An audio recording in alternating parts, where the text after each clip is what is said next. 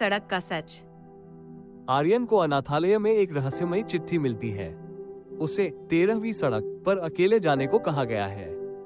लोग डराते हैं, लेकिन वह निकल पड़ता है।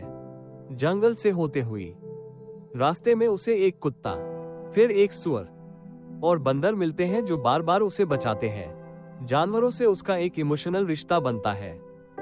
एक गुफा में उसे एक पुरानी डायरी मिलती है, गायब हुई लड़की की। डायरी में संकेत, तुमसे जुड़ा है सब। आर्यन को अजीब फ्लैशबैक आने लगते हैं, जैसे वो इस जगह को जानता है। झोपड़ी में उसे एक वीडियो कैमरा मिलता है, माता पिता के कुछ धुंधले फुटेज, गांव के बूढ़े व्यक्ति से मुलाकात जो चुप है लेकिन कुछ जानता है। आत्मा का आगमन होता है, आर्यन की असली पहचान और उसके माता पिता की मौत की सच्चाई। सड़क के नीचे एक गुप्त बनकर जहां जानवरों पर प्रयोग होते थे। समाज, सरकार और कॉर्पोरेट लालच की पोल खुलती है। आर्यन जानवरों को आजाद करता है। आर्यन मोबाइल और कैमरे से सारा सच रिकॉर्ड करता है। लड़की की आत्मा कैमरे में कैद होती है, लेकिन डराने नहीं, बताने के लिए। वीडियो वायरल करता है, सोशल मीडिया पर तहलका मच जाता है। सरकार हिल जाती है, लेकिन अब आर्यन की जान खतरे में है। आर्यन सड़क पर आखिरी बार देखा जाता है, फिर गायब। डॉक्यूमेंट्री से कई गो एक्टिव होते हैं, गुप्त लैब्स बंद होती है। अनाथालय की दीवार पर आर्यन की एक फ्रेम की गई फोटो, जिसने अंधेरे में रोशनी की बात की, वो खुद लो बन गया।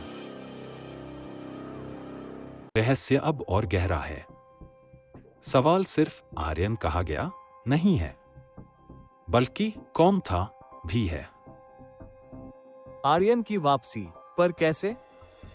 दिल्ली की एक पत्रकार आर्या सेन को एक पुराने वीडियो कैमरे में रिकॉर्डेड फुटेज मिलता है, जो कभी अपलोड नहीं हुई।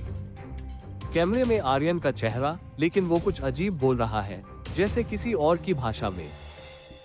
आर्या को लगता है कि आर्यन मरा नहीं, बल्कि कहीं और कैद है। वह 13वीं सड़क की ओर रवाना होती है। आर्या को एक गुप्त वैज्ञानिक मिलती है, जो बताती है कि 13वीं सड़क के नीचे एक मैग्नेटिक जोन है, जो दिमागी तरंगों को कंट्रोल कर सकता है। ऐसा जोन जिसमें सच्चाई और कल्पना में फर्क मिट जाता है। आर्या को अजीब सपने आने लगते हैं।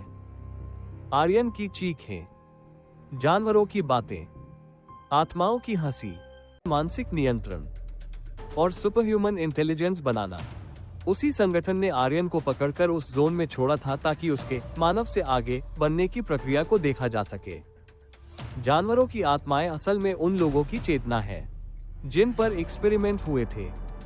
आर्या को जंगल के बीच एक पुराना रेडियो मिलता है। उसमें आर्यन की आवाज आती है, मैं अब इंसान नहीं रहा, लेकिन अगर कोई मेरी आत्मा को पहचान सके, तो मैं वापस आ सकता हूँ। ये संकेत है, कहीं न कहीं वो जिंदा है। आर्या कैमरा लेकर जीरो जोन में घुसती है। वो देखती है कि वहाँ अब भी लोग एक्सपेरिमेंट के लिए कैद हैं, लेकिन अब जानवर और इंसानों की आत्माएं मिलकर उस संगठन के खिलाफ लड़ रही है। थ्रिल, हॉरर, जानवरों का इमोशनल विद्रोह। आर्यन की चेतना 13वें नंबर के बंद टेस्ट कैप्सूल में होती है। आर्या उसे मुक्त करती है, लेकिन एक शर्त होती है, या तो वो आर्यन को बचाए या अपनी जिंदगी। वो खुद को बलिदान करती है, जिससे आर्यन फिर से होश में आता है। आर्यन की आंख खुलती है, पीछे से एक आवाज, अब तो अकेला नहीं है, तेरी कहानी अभी अधूरी है। सच्चाई हमेशा काली गोरे में नहीं होती। कई बार उसे पहचानने के लिए इंसान को अपने ही दिमाग से लड़ना पड़ता है। अभी के लिए बस इतना ही। मिलते हैं अगले वीडियो में। इस वीडियो को लाइक, शेयर, सब्सक्राइब करना ना भूलिए और कमेंट करके बताएं कैसी थी वीडियो।